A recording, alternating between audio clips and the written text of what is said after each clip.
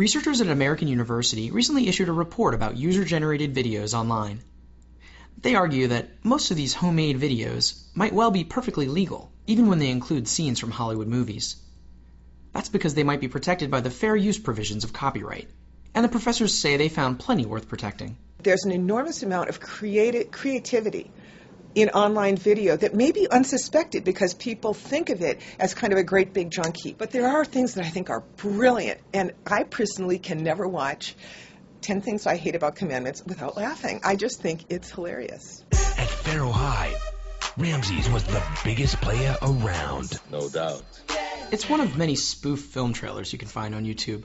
This one imagines an epic classic as a teen romp. Staying with the in-crowd wasn't so easy. He took a stand.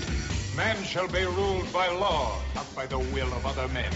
Moses. Now the battle is on to see who can get the girl, who will rule the school, and if a zero can become a hero. See? Can't help but laugh.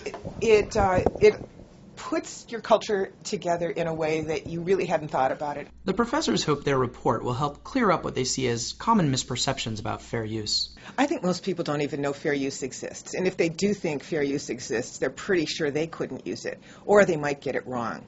Fair use lets people use copyrighted material without permission when it has social value, such as parody or criticism.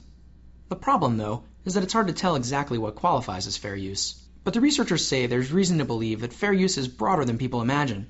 Peter Yazzie, a law professor at American, says that recent court decisions on fair use have favored works that are deemed transformative. What do they mean by that? They mean two things, essentially. One is the material being substantially repurposed? Is it being presented to an audience that's different from the audience for which it was originally designed? And second, is significant value being added? Another of my favorites is Dramatic Chipmunk.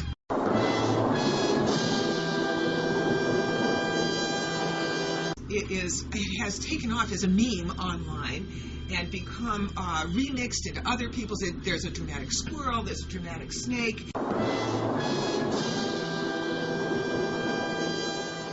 Excuse me.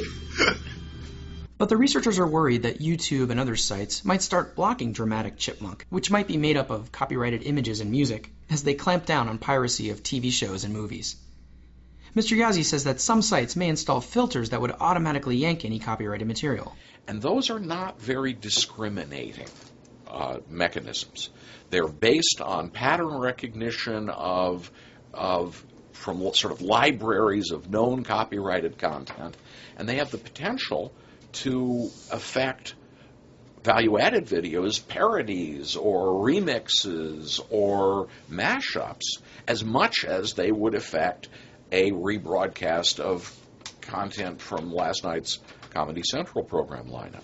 I love this example of the worst music video ever.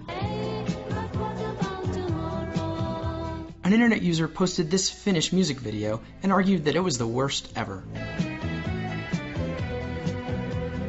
Because the whole point